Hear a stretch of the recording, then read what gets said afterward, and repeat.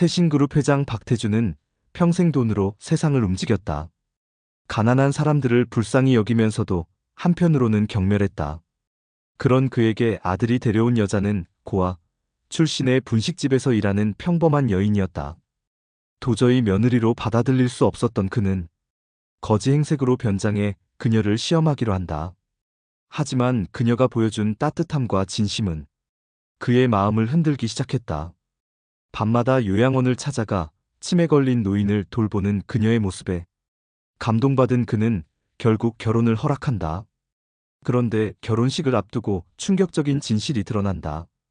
그녀가 돌보던 노인은 30년 전 태준이 사업 확장을 위해 희생시킨 하청업체의 사장, 바로 그녀의 친아버지였던 것이다. 자신이 망하게 한 남자의 딸을 며느리로 맞이하게 된 아이러니, 복수가 아닌 용서를 선택한 그녀 앞에서 태준은 무너지고 만다. 자, 지금부터 무슨 특별한 사연이 있었는지 지금 바로 시작해 보겠습니다.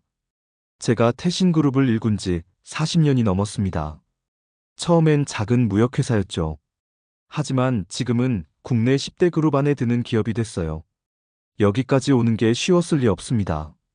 수많은 경쟁자들을 제치고 때로는 냉정한 결정을 내려야 했죠. 돈이 없으면 세상에서 살아남을 수 없다는 걸 뼈저리게 배웠습니다. 제 아들 도현이는 제 자랑이에요. 미국 명문대를 나와서 경영학 석사까지 마쳤죠. 언젠가는 제 뒤를 이어 태신그룹을 이끌어갈 사람입니다. 그런 아들이 30대 초반이 되니까 슬슬 결혼 이야기가 나오더군요. 저는 당연히 좋은 집안의 딸과 맺어지길 바랐습니다. 그런데 어느 날 저녁 도현이가 집에 찾아왔어요. 표정이 심상치 않더군요. 아버지, 말씀드릴 게 있습니다. 그래, 무슨 일이냐? 제가 연애를 하고 있습니다. 순간 가슴이 철렁했죠. 아들의 표정이 너무 진지했거든요. 그래, 좋은 일이구나. 어느 집 따님인데? 그게 부모님이 안 계십니다. 뭐? 고아원에서 자랐고 지금은 분식집에서 일하면서 생계를 꾸리고 있어요. 제 머릿속이 하얘졌습니다. 분식집? 고아원? 도연아, 농담이지? 진심입니다, 아버지. 수진이는 정말 좋은 사람이에요. 이름이 이수진이라고? 네, 이수진입니다. 저는 자리에서 벌떡 일어났어요. 안 돼. 이 결혼은 절대 안 된다. 왜 안 됩니까? 넌 내 아들이야. 태신그룹 후계자라고. 그런 네가 어디서 굴러온지도 모르는 여자랑 결혼한다고? 아버지는 사람을 겉모습으로만 보시는군요. 뭐? 전 사람의 마음을 봅니다. 돈이 아니라요. 그 말이 제 가슴을 찔렀습니다.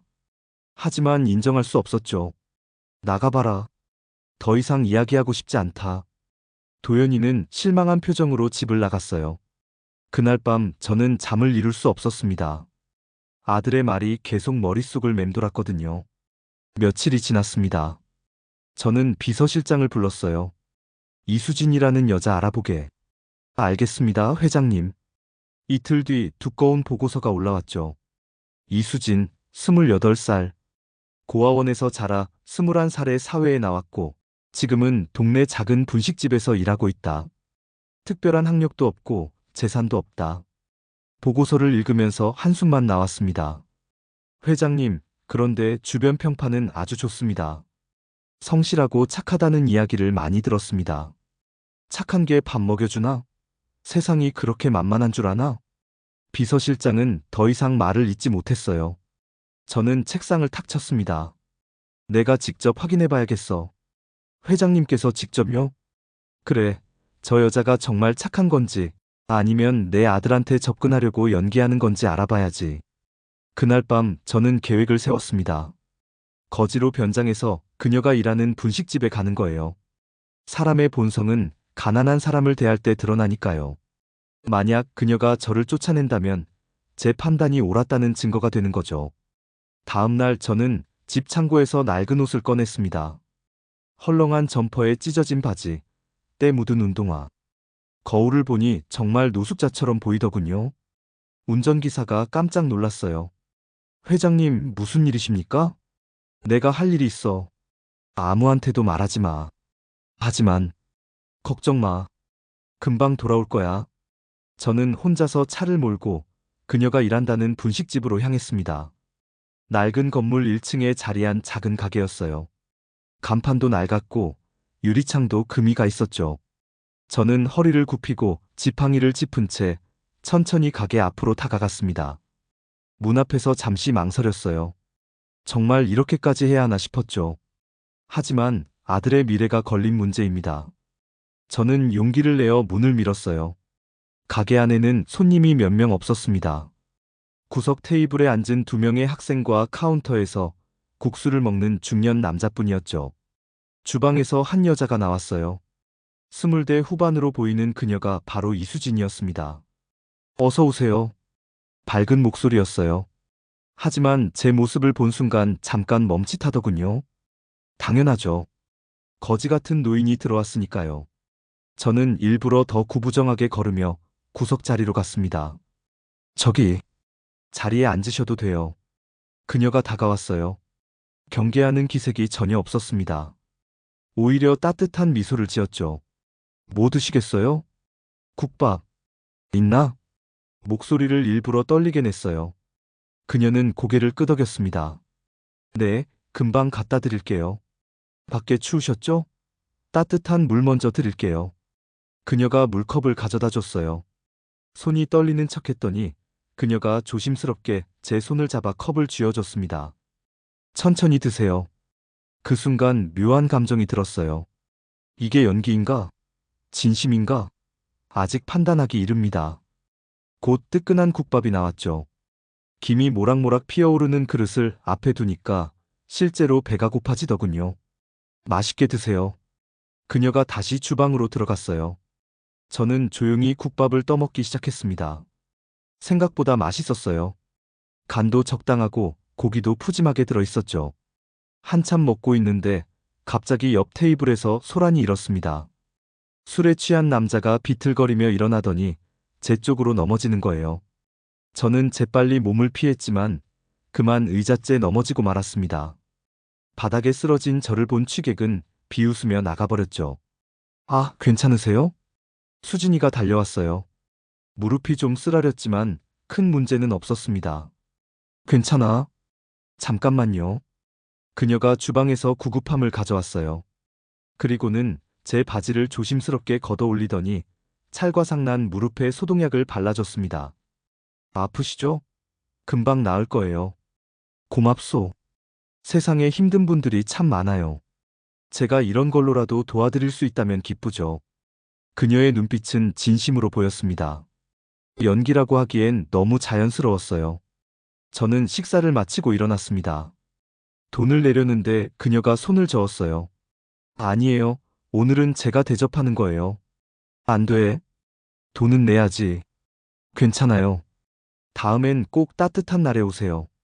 제 손을 꼭 잡으며 웃는 그녀를 보니까 가슴 한구석이 이상했습니다. 저는 허둥지둥 가게를 나왔어요. 차에 타자마자 거울을 봤죠. 아직도 거지 같은 모습이었지만 제 눈빛만큼은 흔들리고 있었습니다. 저 여자 정말 저런 사람인가? 아니면 정말 연기가 뛰어난 건가?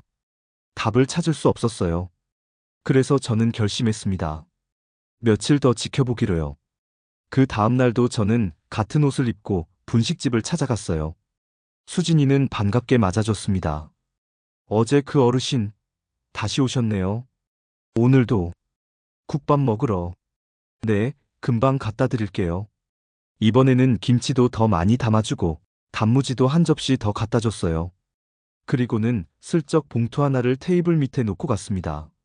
나중에 확인해 보니 빵 몇 개가 들어있더군요. 배고프실 때 드세요. 작은 쪽지가 함께 들어있었어요. 글씨는 삐뚤삐뚤했지만 정성이 느껴졌습니다. 그날도 저는 아무 말 없이 밥을 먹고 나왔죠. 사흘째, 나흘째, 일주일이 지났습니다. 저는 매일같이 그 분식집을 찾아갔어요. 그녀는 단 한 번도 귀찮은 기색을 보이지 않았습니다. 오히려 제가 안 오는 날엔 걱정했다고 하더군요. 어제는 왜 안 오셨어요? 걱정했잖아요. 몸이 좀. 그러시면 안 되죠. 건강이 최고예요. 그렇게 보름이 지났을 때였어요. 저는 어느새 그녀와 짧은 대화를 나누는 사이가 됐습니다. 물론 제 정체는 여전히 숨긴 채였죠. 아가씨는 왜 이 일을 하나? 좋아서요. 사람들한테 밥 해주는 게 좋아요. 힘들지 않나? 힘들죠. 근데 누구나 다 힘들잖아요. 그래도 젊은 사람이 더 좋은 일을 할 수도 있을 텐데. 그녀가 잠시 생각하더니 대답했어요. 저는 누군가 덕분에 살아있어요. 그래서 세상에 받은 걸 조금이라도 돌려드리고 싶어요. 그 말이 제 가슴을 또 한 번 쳤습니다. 저는 평생 세상에서 뺏기만 했지 돌려준 적이 없었거든요. 어느 날 밤이었어요. 저는 혹시나 하는 마음에 그녀를 미행하기로 했습니다. 가게 문을 닫은 뒤 그녀가 어디로 가는지 보고 싶었죠. 밤 10시쯤 그녀가 가게 문을 닫고 나왔어요. 버스를 타더니 한참을 달리더군요. 저는 차로 조심스럽게 뒤따라갔습니다. 그녀가 내린 곳은 외곽에 있는 요양원이었어요. 이 밤의 요양원? 저는 차에서 내려 창문 너머로 안을 들여다봤습니다. 그녀가 한 병실로 들어가는 게 보였어요. 침대에 누운 노인이 있었고 그녀는 조심스럽게 노인의 손을 잡았습니다. 그리고는 울기 시작하더군요. 소리 없이 눈물을 흘리면서 노인에게 뭐라고 속삭였어요. 저는 가슴이 먹먹해졌습니다. 요양원 주차장에서 한참을 서 있다가 관리인을 만났어요. 저기요, 혹시 아까 들어간 여자분 아세요? 아, 수진 씨요? 매일 오시는 분이죠. 매일요? 네, 거의 매일. 아버지 돌보러 오시는데 참 기특해요. 아버지라고요? 네, 치매 환자세요. 딸을 알아보지도 못하는데 그래도 매일 오셔서 돌봐드려요. 관리인의 말을 듣고 저는 다리에 힘이 풀렸습니다. 차로 돌아와 한참을 그냥 앉아 있었어요. 머릿속이 복잡했습니다. 자기를 버린 아버지를 매일 돌본다고? 원망하지도 않고? 이해가 안 됐어요. 세상에 그런 사람이 있다는 게 믿기지 않았습니다. 저 같으면 절대 그러지 못했을 거예요. 그날 밤 집에 돌아와서도 잠을 이룰 수 없었습니다. 수진이의 얼굴이 계속 떠올랐죠. 그녀의 미소, 그녀의 눈물, 그녀의 따뜻함. 모든 게 진짜였어요. 연기가 아니었습니다. 이튿날 저는 요양원 원장을 찾아갔어요. 사실대로 말했습니다. 제가 태신그룹 회장이고 이수진이라는 여자에 대해 알고 싶다고요.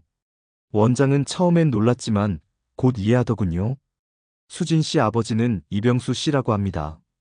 오래전에 사업에 실패하셔서 술로 세월을 보내시다가 치매에 걸리셨죠. 그럼 가족은? 부인은 일찍 돌아가셨고 딸 하나뿐이에요. 수진 씨가 어릴 때 아버지가 술에 취해 폭력을 휘둘렀대요. 그래서 수진 씨는 고아원에 맡겨졌고요. 그런데도 아버지를 돌본다고요? 네, 신기하죠. 보통 사람 같으면 원망하고 미워할 텐데 그 아이는 아버지를 용서했대요. 원장의 말을 듣는데 눈물이 날 것 같았습니다. 저는 겨우 목소리를 가다듬고 물었어요. 혹시 그 아버지분이 예전에 무슨 일을 하셨는지 아세요? 글쎄요, 자세히는 모르겠는데.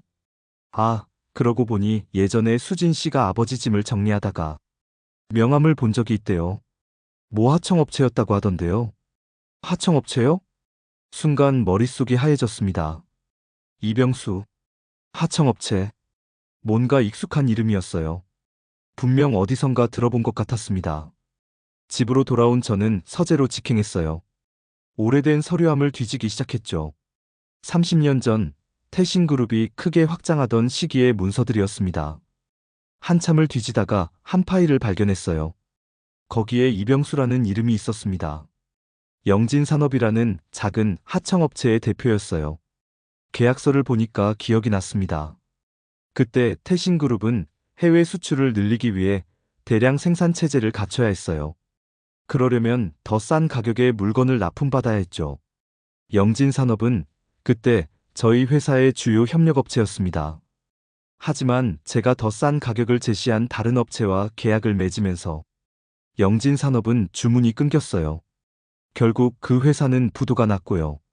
서류에 적힌 날짜를 보니까 딱 30년 전이었습니다. 그때 제가 사인한 계약서예요. 제 손으로 한 회사를 망하게 만든 거죠. 손이 떨렸습니다. 종이가 바닥에 떨어졌어요. 저는 그대로 주저앉았습니다. 내가 그 아이의 아버지를 망하게 했다고? 머릿속이 복잡했어요. 수진이가 돌보는 노인이 바로 제가 30년 전에 희생시킨 사람이었습니다. 그리고 그 사람의 딸이 지금 제 아들과 결혼하려고 하는 거예요. 이게 무슨 운명의 장난입니까? 저는 책상에 엎드려 한참을 울었어요. 60년을 살면서 이렇게 운 적이 없었습니다. 하지만 그날은 눈물이 멈추지 않았죠. 며칠을 고민했습니다. 이 사실을 어떻게 해야 하나? 수진이에게 말해야 하나? 아들에게는 뭐라고 하나? 아무 결론도 내리지 못했어요. 그러던 어느 날 요양원에서 연락이 왔습니다. 이병수 씨의 상태가 위독하다고요. 저는 차를 몰고 요양원으로 달려갔어요. 병실 앞에는 이미 수진이가 와 있었습니다. 그녀는 아버지 손을 꼭 잡고 울고 있었어요. 저는 문 밖에 서서 그 모습을 지켜봤습니다. 가슴이 찢어지는 것 같았죠. 아버지, 이제 괜찮아요. 다 용서했어요. 제발 편히 쉬세요. 그녀의 목소리가 들렸습니다. 용서했다고. 자기를 버린 아버지를 용서했다고. 저는 더 이상 참을 수 없었어요. 병실 문을 열고 들어갔습니다. 수진이가 놀라서 돌아봤죠.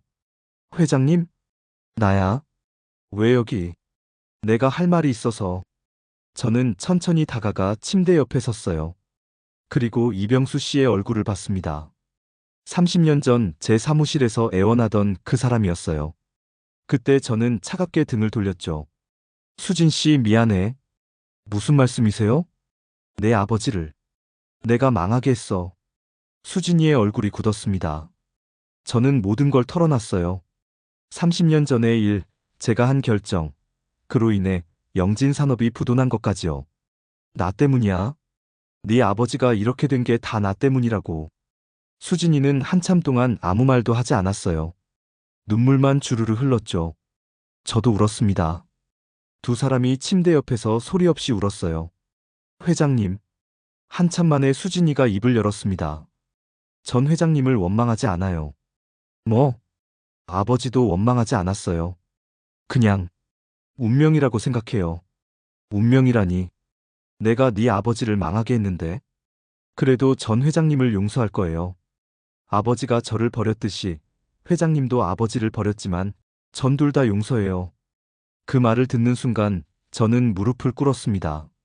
처음으로 남 앞에서 무릎을 꿇었어요. 미안해. 정말 미안해. 일어나세요, 회장님. 안 돼. 나는 죄인이야. 용서받을 자격도 없어. 수진이가 제 손을 잡았습니다. 저는 복수하러 온 게 아니에요. 사람을 믿고 싶어서 왔어요. 도연 씨를 사랑해서 왔고요. 그날 밤 이병수 씨는 세상을 떠났습니다. 마지막 순간 딸의 손을 잡고 조용히 눈을 감았어요. 수진이는 끝까지 아버지 곁을 지켰죠. 장례식장에 저도 조용히 찾아갔습니다. 조문객이 많지 않았어요. 저는 조문록에 이름을 적지 않고 향만 피웠습니다. 용서해주게, 이 사장. 늦었지만 이제라도 사죄하네. 장례를 치르는 사흘 동안 저는 계속 그 자리를 지켰어요. 수진이는 제게 아무 말도 하지 않았지만 거부하지도 않았습니다. 그저 묵묵히 장례를 치렀죠. 마지막 날 관을 옮길 때였어요. 수진이가 제 옆으로 다가왔습니다. 회장님, 이제 가보세요. 나는 됐어요. 이제 다 끝났어요.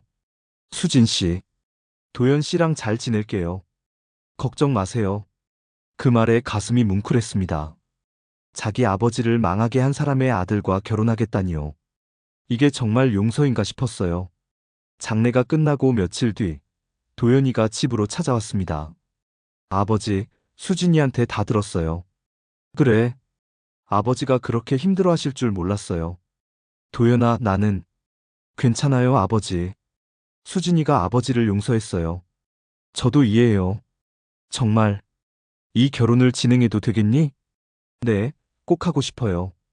도연이의 눈빛은 확고했습니다. 저는 고개를 끄덕였어요. 알았다. 아버지가 최선을 다해 수진 씨를 맞이하마. 감사합니다, 아버지.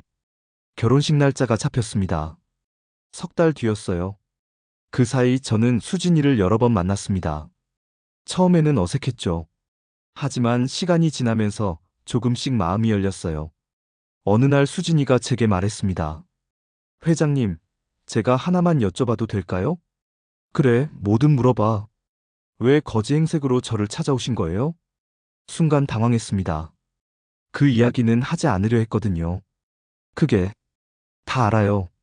분식집에 오셨던 거 어떻게 알았니? 눈빛이요. 회장님 눈빛은 숨길 수가 없더라고요. 저는 한숨을 내쉬었어요.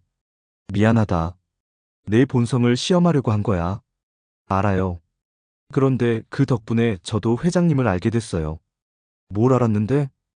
회장님도 외로운 분이시라는 거요. 돈으로 세상을 움직일 순 있어도 마음까지는 못 움직이잖아요. 그 말이 가슴을 찔렀습니다. 맞아요. 저는 평생 외로웠어요. 돈은 많았지만 진심으로 대화할 사람이 없었죠. 수진 씨.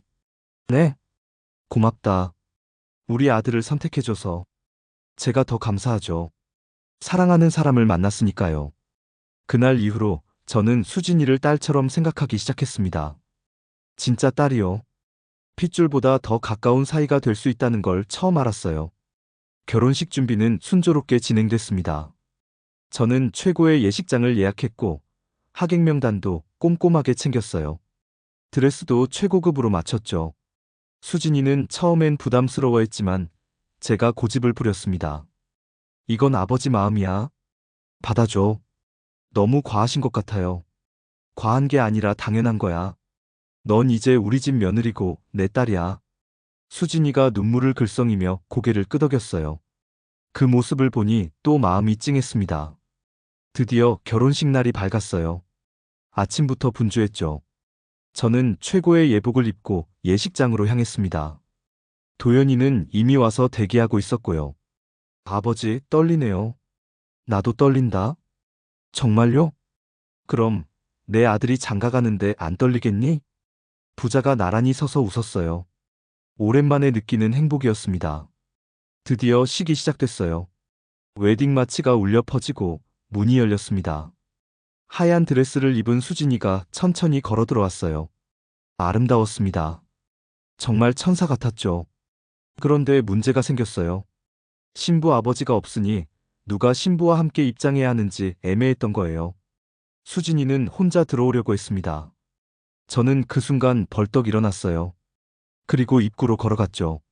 수진이가 놀라서 저를 봤습니다. 회장님? 오늘은 아버지라고 불러. 네? 내가 내 손을 잡고 들어가마. 하지만 아버지 말 안 들을 거야?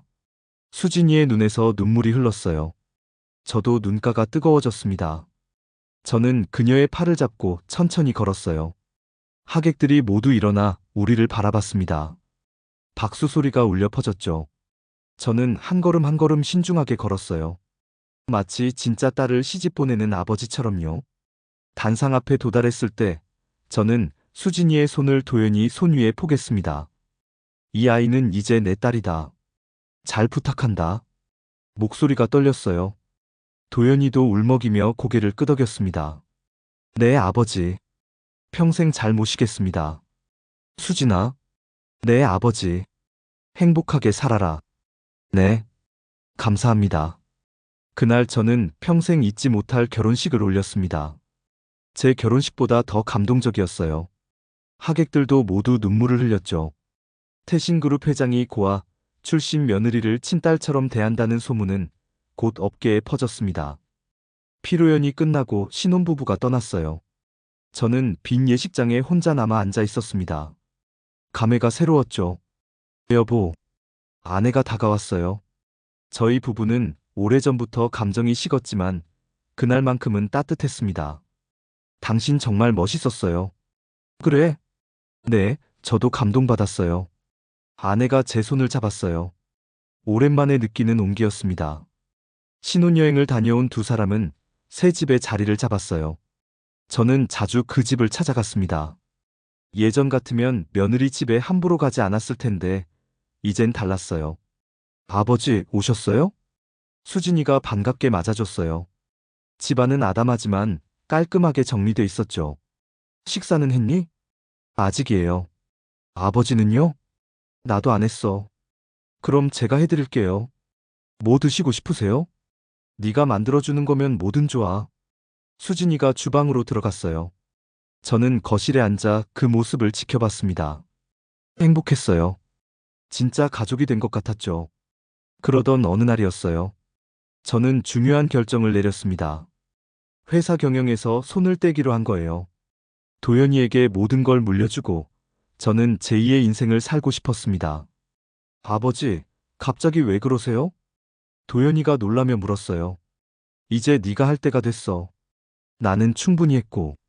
하지만 아직 이르지 않습니까? 아니야. 나는 이제 다른 일을 하고 싶다. 다른 일이요? 응, 사람 사는 일. 도연이는 이해하지 못하는 표정이었지만 더 이상 묻지 않았어요. 저는 회장직을 내려놓고 명예회장이 됐습니다. 회사 일에는 거의 관여하지 않았죠.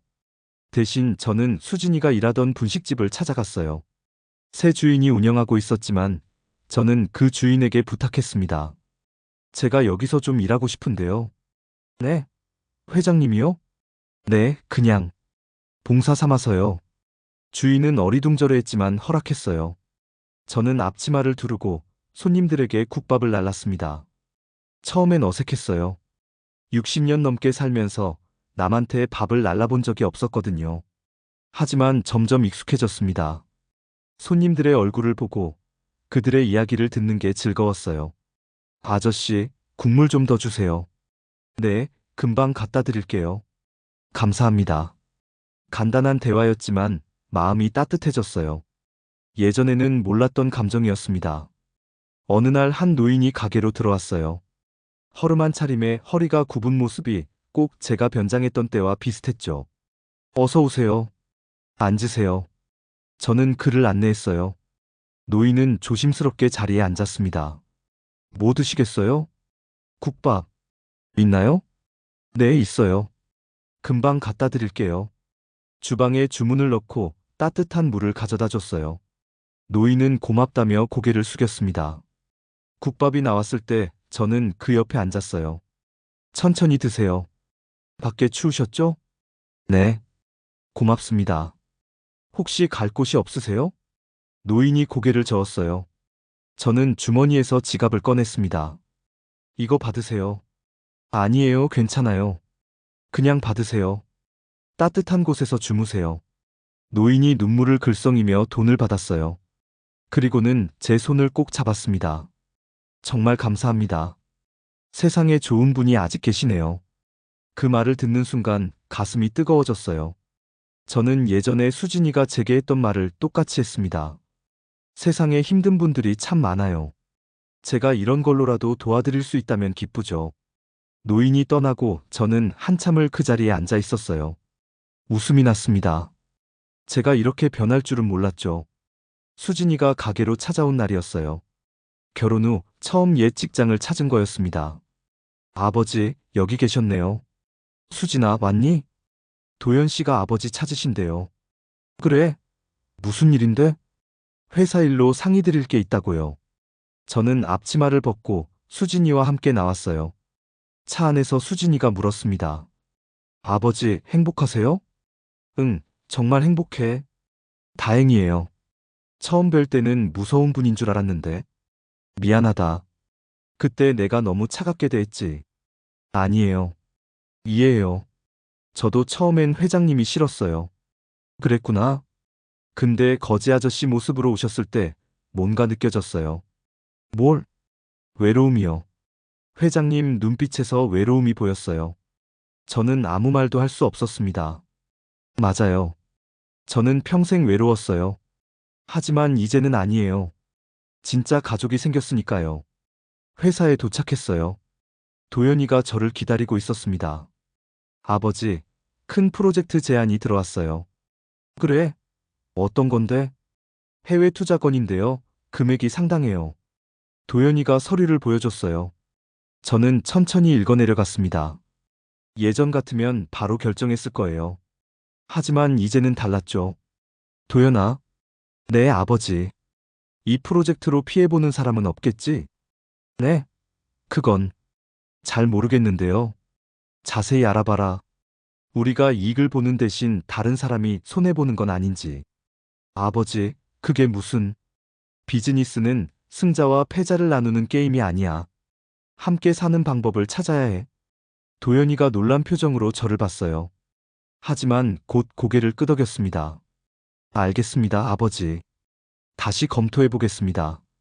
그래, 잘 부탁한다. 저는 회사를 나왔어요. 예전처럼 운전기사가 문을 열어줬지만 저는 손을 저었습니다. 괜찮아요.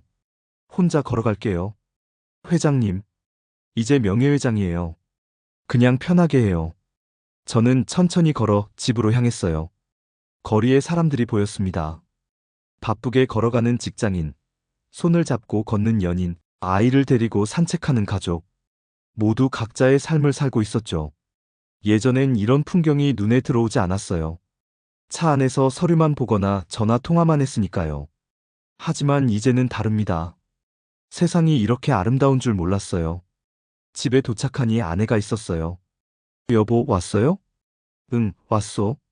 저녁 준비했어요. 고맙소. 우리 부부는 오랜만에 마주 앉아 식사를 했습니다. 대화는 많지 않았지만 편안했어요.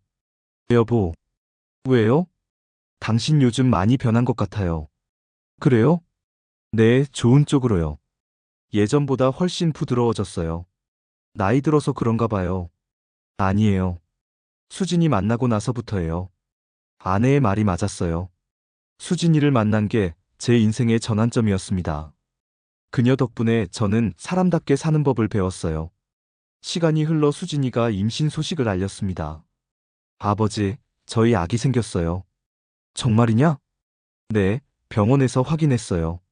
저는 너무 기뻐서 눈물이 날 것 같았어요. 손주를 보게 되다니요. 축하한다, 수진아. 감사해요, 아버지. 건강 조심하고 필요한 거 있으면 언제든 말해. 네, 걱정 마세요. 출산 예정일이 가까워질수록 저는 들떠 있었어요. 분식집에서 일하면서도 손주 생각만 했죠. 회장님, 오늘 기분 좋아 보이시네요. 가게 주인이 웃으며 말했어요. 응, 곧 손주를 보게 돼서요.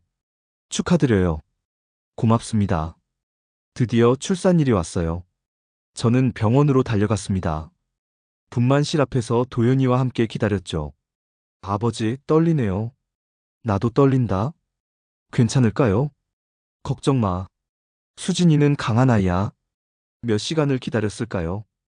드디어 아기 우는 소리가 들렸어요. 간호사가 문을 열고 나왔습니다. 축하드립니다. 건강한 딸입니다. 딸이라고요? 네, 3.2kg이에요. 저는 도연이와 껴안았어요. 둘 다 울었습니다. 기쁨의 눈물이었죠. 잠시 후 수진이를 만날 수 있었어요. 그녀는 피곤한 기색이었지만 행복해 보였습니다. 아버지, 보셨어요?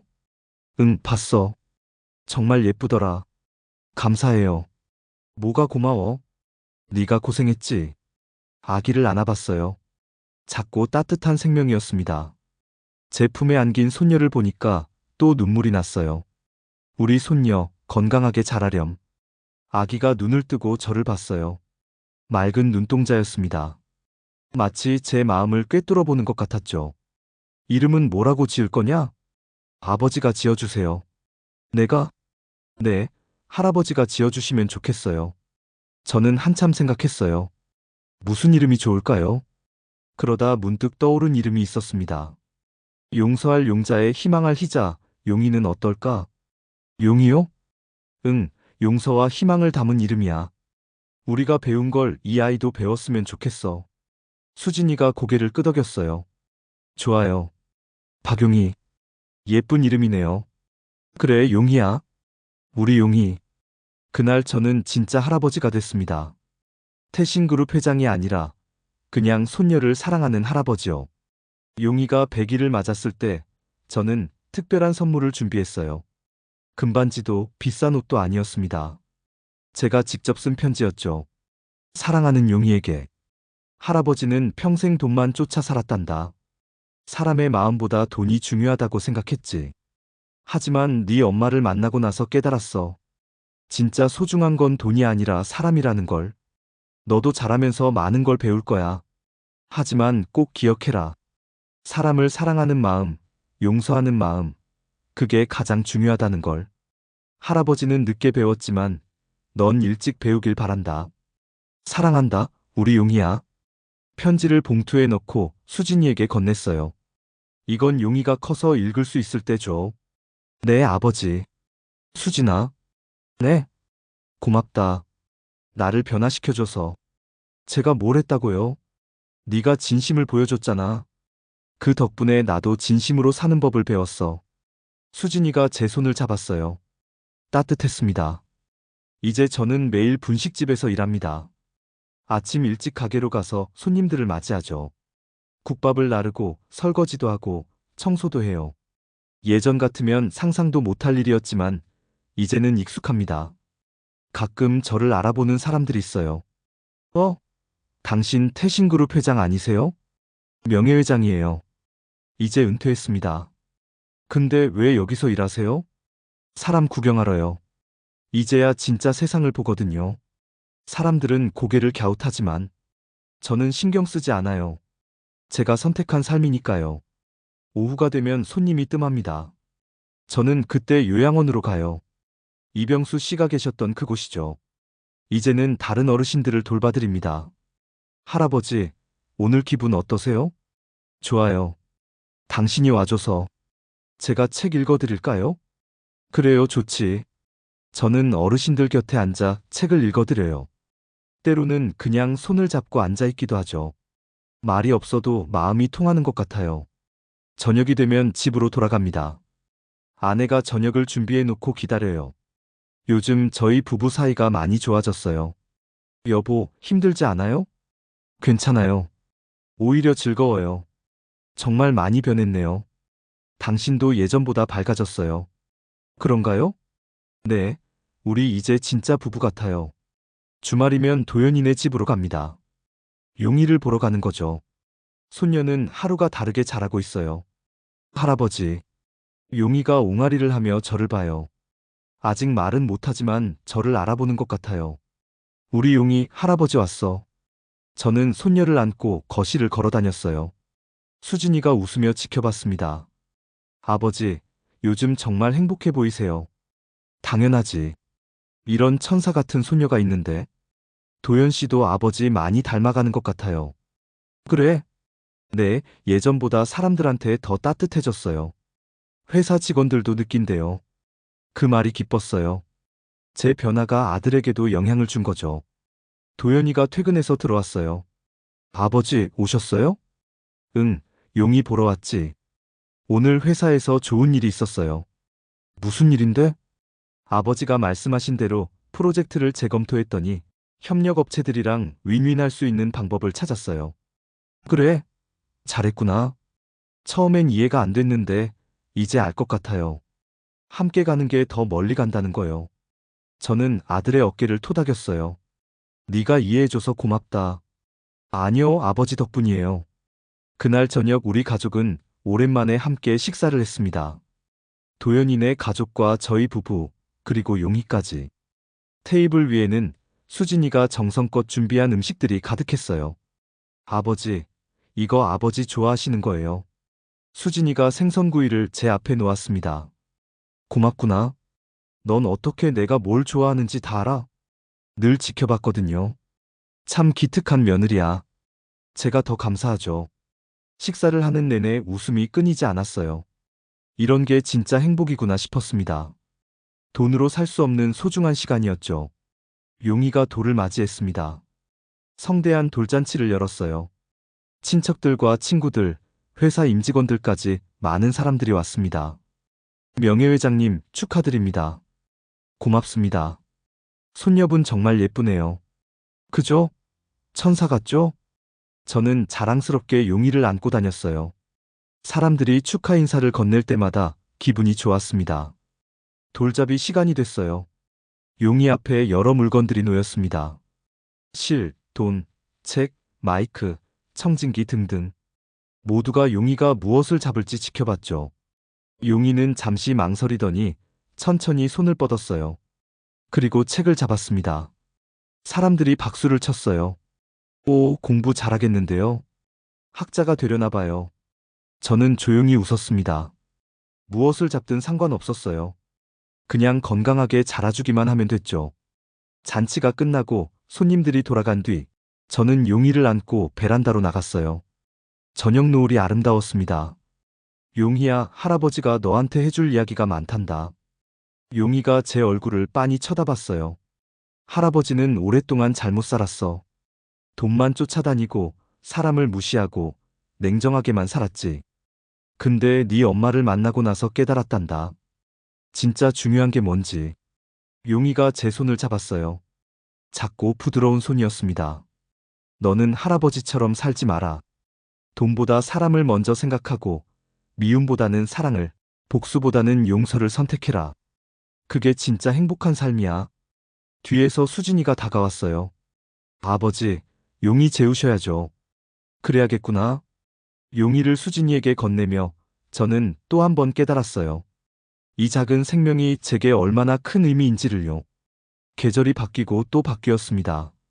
용희는 무럭무럭 자랐고 저는 여전히 분식집에서 일했어요. 어느 날 가게에 낯선 중년 남자가 들어왔습니다. 어서 오세요. 국밥 하나 주세요. 남자는 구석자리에 앉았어요. 표정이 어두웠습니다. 저는 국밥을 가져다 주며 슬쩍 물었어요. 무슨 걱정 있으세요? 네? 아니에요. 표정이 안 좋아 보이셔서요. 남자가 한숨을 쉬었어요. 사실, 사업이 안 돼서요. 빚만 늘어나고 힘드시겠어요. 포기하고 싶은데 직원들 생각하면 그럴 수도 없고. 저는 그 남자에게서 옛날의 제 모습을 봤어요. 아니, 제가 무너뜨렸던 이병수 씨의 모습이었습니다. 포기하지 마세요. 네? 직원들을 생각하시는 사장님이시잖아요. 그런 분은 반드시 기회가 옵니다. 하지만 제가 아는 사람 소개해 드릴게요. 투자자인데 좋은 분이에요. 남자가 놀란 표정으로 저를 봤어요. 정말요? 네, 연락처 남겨주세요. 그날 저녁 저는 태신그룹 투자 담당자에게 연락했습니다. 그 사람 좀 도와줘. 사업계획서 받아서 검토해보고. 알겠습니다, 명예회장님. 그리고 절대 공짜로 주지는 마. 정당한 투자로 진행해. 네, 그렇게 하겠습니다. 며칠 뒤 그 남자가 다시 가게로 찾아왔어요. 얼굴이 환해져 있었습니다. 아저씨, 정말 감사합니다. 투자 받았어요? 네. 덕분에 회사를 살렸어요. 다행이네요. 열심히 하세요. 은인이세요, 정말. 남자가 깊이 인사하고 나갔어요. 저는 흐뭇하게 웃었습니다. 예전에 무너뜨렸던 사람들에 대한 작은 속죄였죠. 그 일이 있고 나서 저는 조용히 재단을 하나 만들었어요. 어려운 중소기업들을 돕는 재단이었습니다. 제 개인 재산 상당 부분을 출연했죠. 아버지, 정말 괜찮으세요? 도연이가 걱정스럽게 물었어요. 괜찮아. 어차피 쓰지도 못할 돈이야. 하지만 이렇게 많은 돈을. 이게 내가 할 수 있는 마지막 일이야. 예전에 내가 무너뜨렸던 사람들에 대한 사죄지. 도연이가 고개를 끄덕였어요. 알겠습니다. 제가 재단 운영 잘 챙기겠습니다. 고맙다. 재단 이름은 영진장학재단으로 지었어요. 이병수 씨의 회사 이름을 딴 거였습니다. 수진이에게 허락을 받았죠. 아버지, 정말 괜찮아요? 그래야 해. 이게 내가 할 수 있는 최소한의 예의야. 수진이가 제 손을 꼭 잡았어요. 아버지는 정말 훌륭한 분이에요. 아니야. 나는 그저 빚을 갚고 있을 뿐이야. 재단은 곧 운영을 시작했습니다. 어려운 중소기업에 저리로 자금을 빌려주고 경영 컨설팅도 제공했어요. 많은 회사들이 도움을 받았습니다. 어느 날 한 사장이 재단을 찾아왔어요. 명예회장님을 꼭 뵙고 싶다고 했습니다. 직원이 전화를 걸어왔어요. 저는 재단 사무실로 갔습니다. 어서 오세요. 명예회장님, 정말 감사합니다. 사장은 눈물을 흘리며 인사했어요. 저희 회사가 부도 직전이었는데 재단 덕분에 살아났습니다. 다행이네요. 직원들이 모두 감사하다고 전해달라고 했습니다. 열심히 하세요. 그게 진짜 감사해요. 사장이 돌아간 뒤 저는 창밖을 바라봤어요. 먼 옛날 제게 애원하던 사람들의 얼굴이 떠올랐습니다. 그때 제가 조금만 더 따뜻했다면, 조금만 더 사람을 생각했다면 그들이 무너지지 않았을 텐데. 아버지. 수진이가 들어왔어요. 용희를 데리고 왔습니다. 할아버지, 용이가 제게 달려왔어요. 이제 3살이 된 소녀는 말도 제법 했습니다. 우리 용이 할아버지 보러 왔어? 응, 할아버지 보고 싶었어. 손녀를 안아 올렸어요. 따뜻하고 부드러웠습니다. 할아버지는 여기서 뭐해? 좋은 일 하시는 거야? 수진이가 대신 대답했어요. 좋은 일? 응, 어려운 사람들 도와주시는 거지. 우와, 할아버지 멋있다. 용이의 순수한 칭찬에 가슴이 뜨거워졌어요. 저는 손녀의 머리를 쓰다듬으며 생각했습니다. 이 아이가 자랄 세상은 제가 살았던 세상과는 달라야 한다고. 용이가 5살이 됐을 때였어요. 유치원에 들어갔죠. 저는 가끔 손녀를 데리러 갔습니다. 할아버지, 용이가 친구들에게 자랑했어요. 우리 할아버지야. 우와, 할아버지 멋있다. 응, 우리 할아버지 최고야. 아이들의 맑은 목소리가 좋았어요. 저는 용이의 손을 잡고 집으로 걸어갔습니다. 할아버지, 오늘 유치원에서 재미있는 거 배웠어. 뭘 배웠는데? 선생님이 그랬어. 나눔이 제일 중요하대. 그래? 응, 가진 거 나눠야 한대. 선생님 말씀이 맞네. 할아버지도 나눔하세요? 응, 할아버지도 나눔해. 그럼 나도 나눔할래? 용이가 가방에서 사탕을 꺼냈어요. 이거 할아버지 드릴게. 고맙다, 용이야.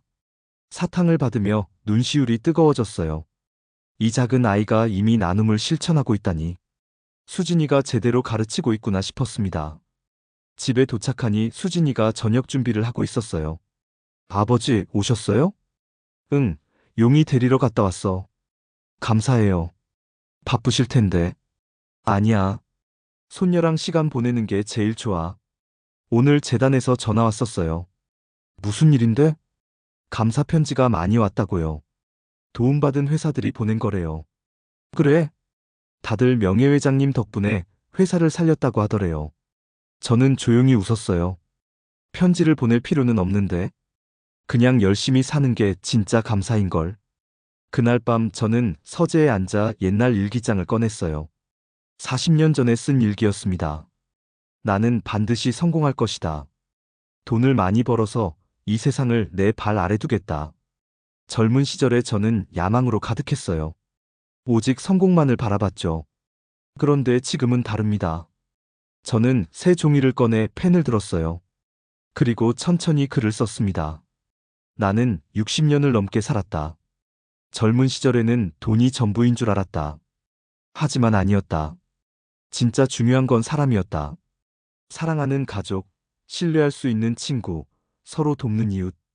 이것들이 진짜 재산이다. 나는 늦게 깨달았지만 그래도 깨달을 수 있어서 다행이다. 이제 남은 인생은 이 깨달음을 실천하며 살 것이다. 글을 쓰고 나니 마음이 편안해졌어요. 저는 종이를 접어 서랍 깊은 곳에 넣었습니다. 언젠가 용이가 이 글을 읽으면 좋겠다는 생각이 들었죠. 시간이 더 흘렀습니다. 용이는 초등학교에 입학했고 저는 70을 넘겼어요. 건강은 예전 같지 않았지만 여전히 분식집에서 일했습니다. 회장님, 이제 좀 쉬셔야죠. 가게 주인이 걱정스럽게 말했어요. 괜찮아요. 일하는 게 좋아서요. 하지만 건강이. 걱정 마세요. 아직 팔팔해요. 실제로는 허리도 아프고 무릎도 아팠지만 멈출 수 없었어요. 사람들을 만나는 게 좋았거든요. 어느 날 가게에 한 젊은 여자가 들어왔어요. 임신한 것처럼 배가 불러 있었습니다. 어서 오세요. 국밥 주세요. 여자는 힘들게 자리에 앉았어요. 저는 국밥을 가져다 주며 물었습니다. 언제 출산 예정이세요? 다음 달이요. 축하드려요. 첫 아이세요? 네.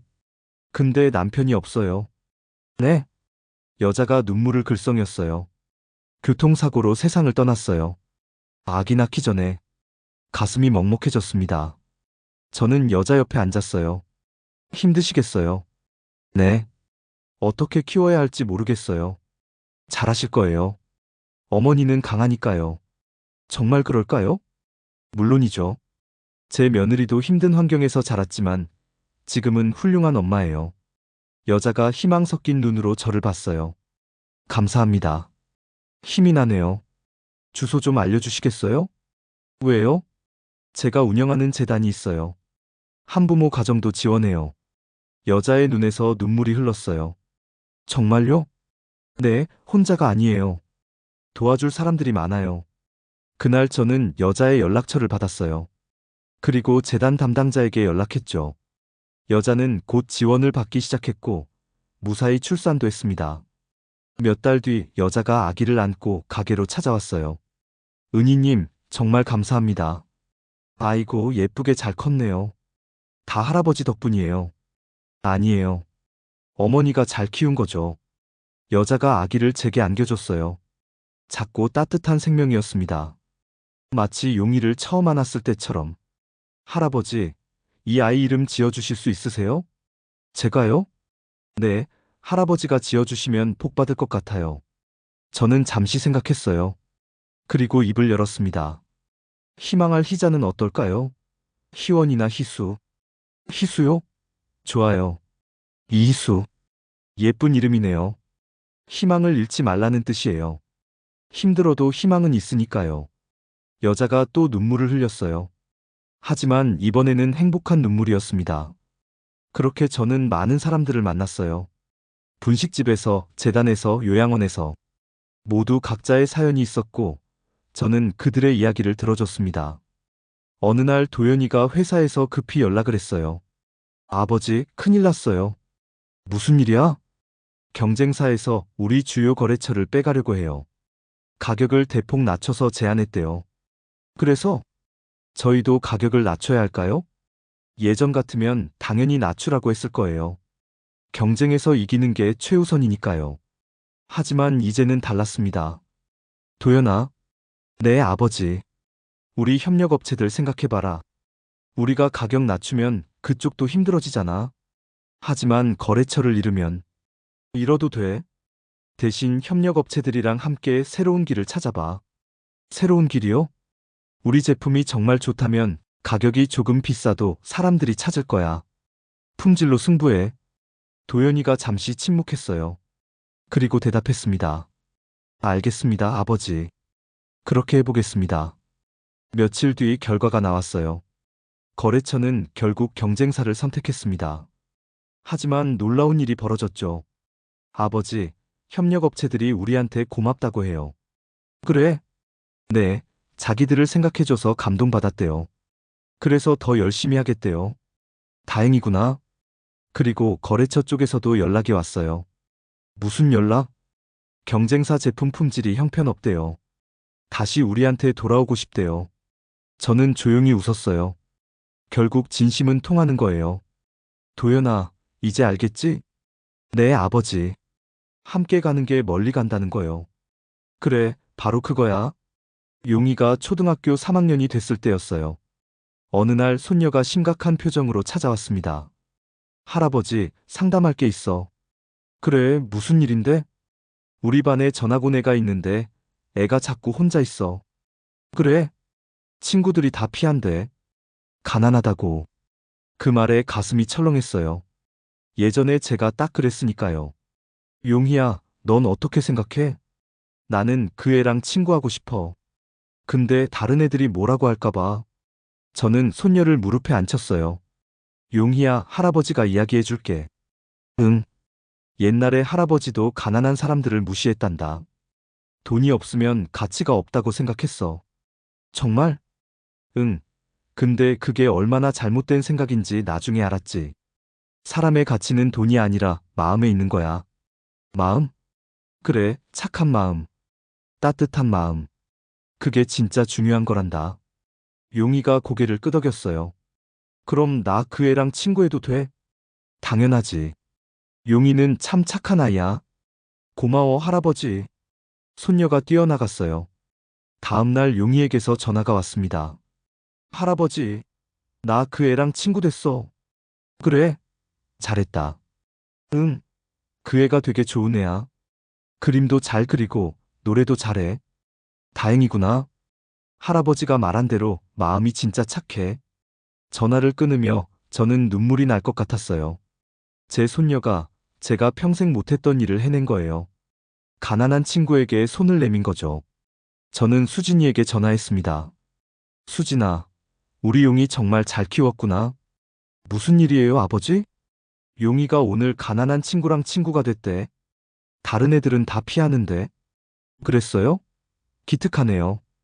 다 네가 잘 가르쳐서야. 고맙다. 저야말로 감사하죠. 아버지가 저희한테 보여주신 모습을 용이한테 전해준 것뿐이에요. 그 말이 가슴을 울렸어요. 제 변화가 손녀 세대까지 이어지고 있다니. 75이 됐을 때 건강이 많이 안 좋아졌어요. 병원에서 검사를 받았는데 의사가 심각한 표정으로 말했습니다. 회장님, 심장이 많이 약해졌습니다. 무리하시면 안 돼요. 얼마나 남았나요? 그건 장담할 수 없습니다. 솔직히 말해주세요. 길어야 2년 정도입니다. 담담하게 받아들였어요. 인생은 언젠가 끝나는 거니까요. 다만 남은 시간을 어떻게 보낼 것인가가 중요했습니다. 알겠습니다. 가족들한테는 말하지 말아주세요. 하지만 회장님, 괜찮아요. 제가 적당한 때 말하겠습니다. 병원을 나오며 하늘을 올려다봤어요. 구름 한 점 없이 맑은 하늘이었습니다. 아름다웠어요. 이렇게 아름다운 하늘을 평생 제대로 보지 못하고 살았다니. 저는 가족들에게 아무 말도 하지 않았어요. 대신 더 열심히 살기로 했습니다. 분식집에서도 일하고 재단 일도 챙기고 요양원도 다녔죠. 그리고 무엇보다 가족들과 더 많은 시간을 보냈어요. 아버지, 요즘 자주 오시네요. 수진이가 반갑게 맞아줬어요. 그냥 얼굴 보고 싶어서. 뭐 불편하신 데는 없으세요? 없어. 괜찮아. 그래도 건강검진은 받으셔야죠. 다 받았어. 걱정 마. 거짓말이었지만 어쩔 수 없었어요. 가족들이 걱정할까 봐요. 용이가 학교에서 돌아왔어요. 할아버지, 오늘도 왔어? 응, 우리 용이 보고 싶어서. 나도 할아버지 보고 싶었어. 손녀가 제 품에 안겼어요. 따뜻했습니다. 저는 용이를 꼭 껴안았어요. 할아버지, 오늘 학교에서 재미있는 거 있었어. 뭐? 선생님이 그랬어. 꿈을 가지라고. 용이 꿈은 뭐야? 나는 할아버지처럼 되고 싶어. 할아버지처럼? 응, 어려운 사람들 도와주는 사람. 눈물이 핑 돌았어요. 하지만 참았습니다. 대신 웃으며 말했어요. 용이는 할아버지보다 더 훌륭한 사람이 될 거야. 정말? 그럼 할아버지가 보장해. 그날 밤 저는 오랜만에 일기를 썼어요. 오늘 용이가 나처럼 되고 싶다고 했다. 가슴이 벅찼다. 내가 변화한 모습이 손녀에게 좋은 영향을 준 것 같아 기쁘다. 남은 시간이 많지 않지만 이런 모습을 더 많이 보여주고 싶다. 계절이 바뀌었어요. 벚꽃이 피고 여름이 오고 가을이 왔습니다. 저는 매일매일을 소중히 살았어요. 한순간도 허투루 보내지 않았죠. 어느 가을날이었어요. 분식집에서 일을 마치고 나오는데 갑자기 가슴이 아팠습니다. 심하게요. 저는 벤치에 앉아 숨을 골랐어요. 아저씨, 괜찮으세요? 지나가던 젊은이가 걱정스럽게 물었어요. 괜찮아요. 잠깐 쉬면 돼요. 병원 가셔야 할 것 같은데요. 아니에요. 정말 괜찮아요. 젊은이가 망설이다 가버렸어요. 저는 한참을 그렇게 앉아 있었습니다. 통증이 가라앉자 천천히 일어났어요. 집으로 가는 길에 요양원을 들렀습니다. 이병수 씨가 계셨던 병실이었어요. 지금은 다른 할머니가 계셨죠. 할머니 저예요. 오, 박 회장님. 오셨어요? 네, 오늘은 기분이 어떠세요? 좋아요. 당신이 와줘서. 저는 할머니 옆에 앉아 손을 잡았어요. 주름진 손이었지만 따뜻했습니다. 할머니, 제가 책 읽어드릴까요? 좋지요. 저는 책을 펴서 읽기 시작했어요. 할머니는 눈을 감고 조용히 들었습니다. 평화로운 시간이었어요. 책을 다 읽고 나서 할머니가 말했어요. 박 회장님은 참 좋은 분이에요. 아니에요. 저는 오히려 늦게 깨달은 사람이에요. 그래도 깨달았잖아요. 그게 중요한 거죠. 감사합니다, 할머니. 요양원을 나오며 저는 생각했어요. 정말 그게 중요한 거구나. 늦었지만 깨달았고 실천하고 있으니까. 집에 도착하니 아내가 저녁을 차려놓고 있었어요. 여보, 늦었네요. 응, 요양원 갔다 왔어. 힘들지 않아요? 괜찮아. 오히려 힘이 나. 정말 많이 변했어요, 당신. 아내가 제 손을 잡았어요. 고마워요. 이렇게 좋은 남편으로 돌아와줘서. 미안해. 오래 기다리게 해서. 괜찮아요. 이제라도 이렇게 함께 있잖아요. 그날 밤 우리 부부는 오랜만에 긴 대화를 나눴어요. 젊은 시절 이야기, 아이들 키울 때 이야기, 앞으로의 꿈까지. 마치 신혼부부처럼 행복한 시간이었습니다. 겨울이 왔어요. 눈이 펑펑 내렸습니다. 저는 두꺼운 외투를 입고 분식집으로 향했어요. 길이 미끄러웠지만 조심조심 걸었죠. 가게에 도착하니 손님이 별로 없었어요. 추운 날씨 탓이었죠. 오늘은 손님이 없네요. 그러게요. 이런 날은 집에 계셔야죠. 괜찮아요. 혹시나 찾아오는 분들 계실 수도 있잖아요. 그때 문이 열렸어요. 눈을 뒤집어 쓴 노숙자가 들어왔습니다. 저는 반갑게 맞이했어요. 어서 오세요. 안으로 들어오세요. 노숙자는 조심스럽게 들어왔어요. 마치 예전의 제 모습 같았습니다. 앉으세요. 따뜻한 거 드릴게요. 저는 뜨거운 국밥을 가져다 줬어요. 그리고 옆에 앉았습니다. 천천히 드세요. 고맙습니다. 밖에 많이 추우시죠? 네. 오늘 밤 갈 곳 있으세요? 노숙자가 고개를 저었어요. 저는 주머니에서 돈을 꺼냈습니다. 이거 받으세요. 찜질방이라도 가서 따뜻하게 주무세요. 아니에요. 이렇게 밥도 얻어먹는데. 받으세요. 건강이 최고예요. 노숙자가 눈물을 흘리며 돈을 받았어요. 저는 그의 어깨를 토닥였습니다. 힘내세요. 세상에 좋은 사람들 많아요. 노숙자가 떠나고 저는 창밖을 바라봤어요. 눈이 계속 내렸습니다. 하얗고 아름다웠어요. 그날 밤 집으로 가는 길에 또 가슴이 아팠어요. 이번엔 더 심했습니다. 저는 가로등에 기대숨을 골랐죠. 괜찮아. 조금만 참자. 천천히 걸어 집에 도착했어요. 아내가 걱정스럽게 물었습니다. 여보, 얼굴이 안 좋아요. 괜찮아. 좀 피곤해서. 병원 가봐요. 내일 가볼게. 오늘은 그냥 쉴게. 침대에 누웠어요. 천장을 바라보며 생각했습니다. 이제 정말 얼마 남지 않았구나. 다음 날 아침, 저는 가족들을 불렀어요. 도연이와 수진이, 그리고 용이까지. 다들 와줘서 고마워. 아버지, 무슨 일이세요? 할아버지, 왜 그래? 모두가 걱정스러운 표정이었어요. 저는 천천히 입을 열었습니다. 너희들한테 할 말이 있어. 말씀하세요, 아버지. 나, 시간이 얼마 남지 않았어. 순간 모두가 얼어붙었어요. 수진이가 먼저 울음을 터뜨렸습니다. 아버지, 괜찮아. 나는 이제 준비가 됐어.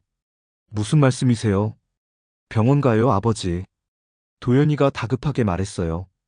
이미 다 알아봤어. 의사가 2년이라고 했는데 벌써 1년이 지났어. 그럼 아직 1년 남았잖아요.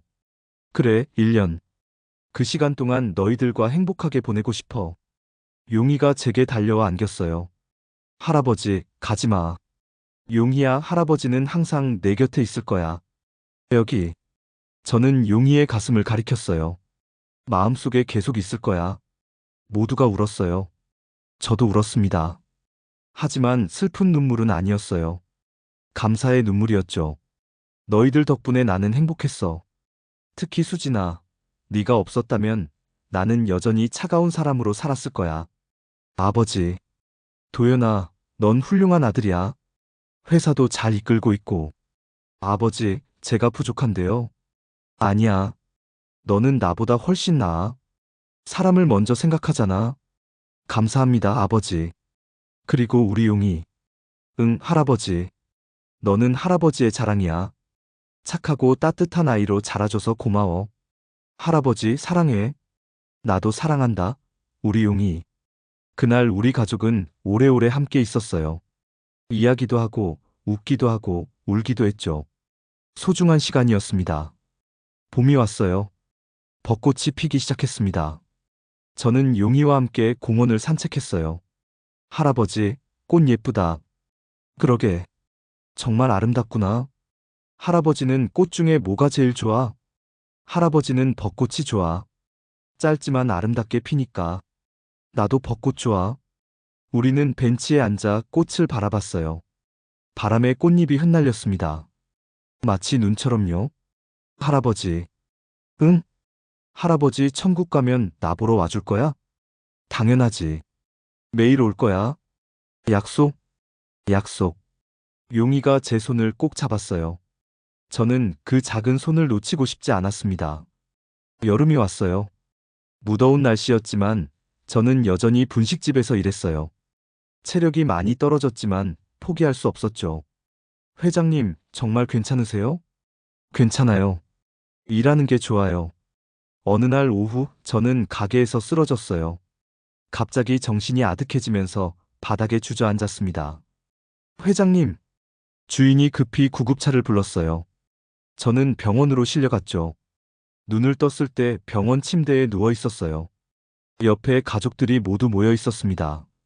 아버지, 할아버지, 미안하다. 걱정 끼쳐서. 아버지, 이제 좀 쉬셔야 해요. 알아? 이제 정말 쉬어야겠구나. 의사가 들어왔어요. 회장님, 입원하셔야 합니다. 알겠습니다. 저는 그날부터 병원에 입원했어요. 가족들이 돌아가며 간호를 해줬습니다. 입원한 지 한 달쯤 됐을 때였어요. 제 상태가 많이 안 좋아졌습니다. 의사가 가족들에게 말했죠. 각오하셔야 할 것 같습니다. 모두가 울었어요. 하지만 저는 담담했습니다. 이미 준비가 되어 있었으니까요. 다들 가까이 와봐.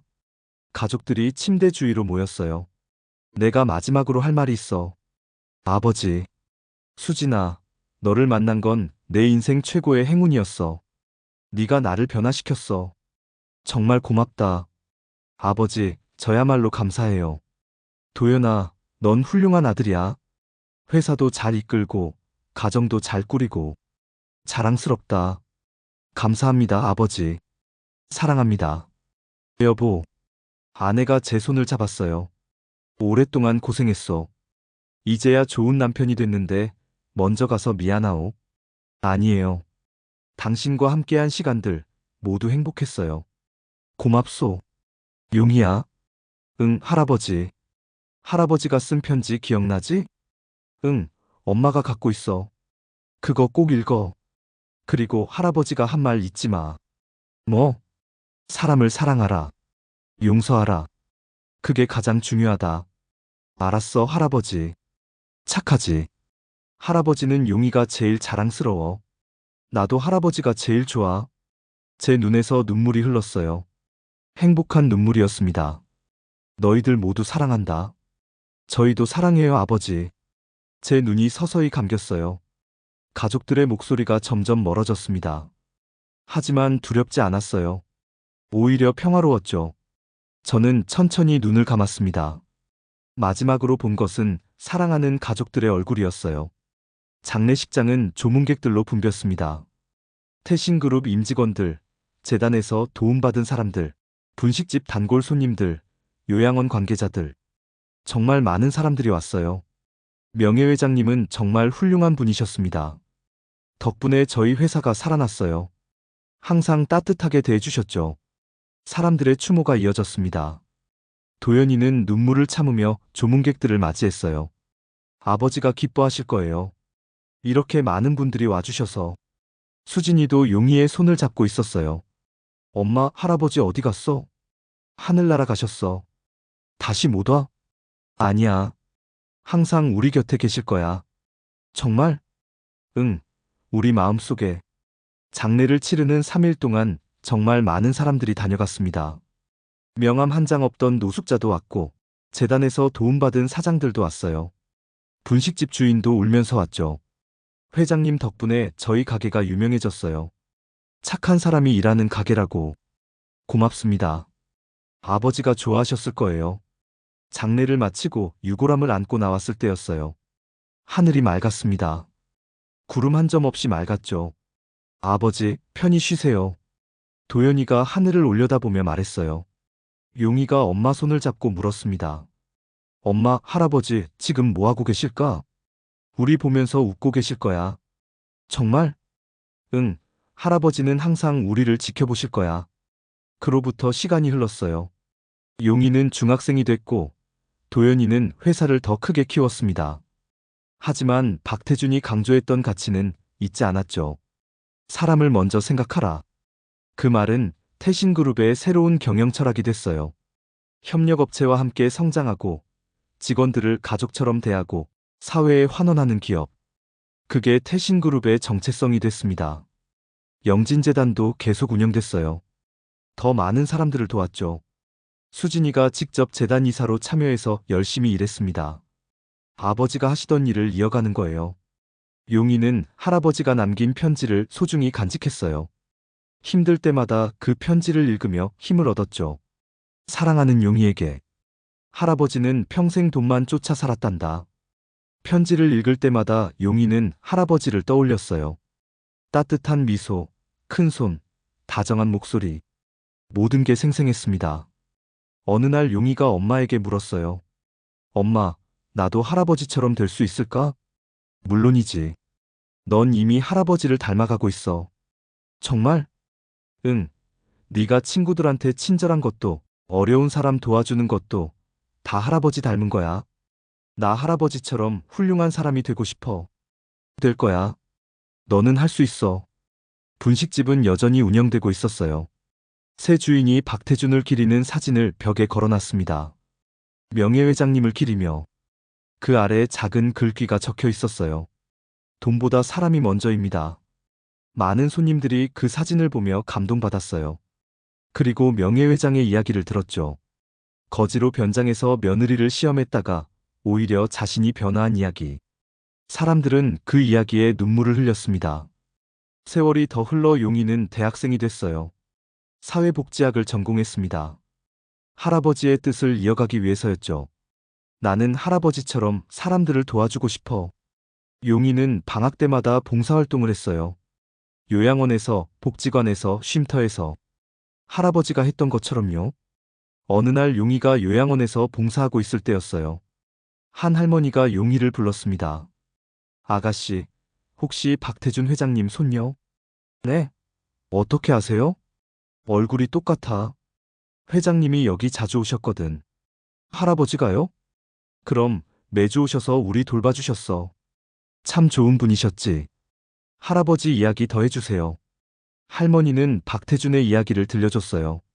어떻게 어르신들을 돌봤는지, 얼마나 따뜻한 사람이었는지.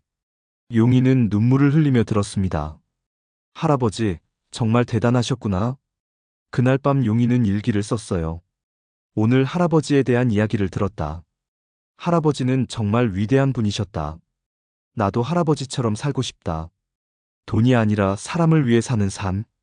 그게 진짜 행복한 삶이라는 걸 할아버지가 가르쳐 주셨다. 할아버지, 보고 싶어요. 지금 제가 잘하고 있는지 알려주세요.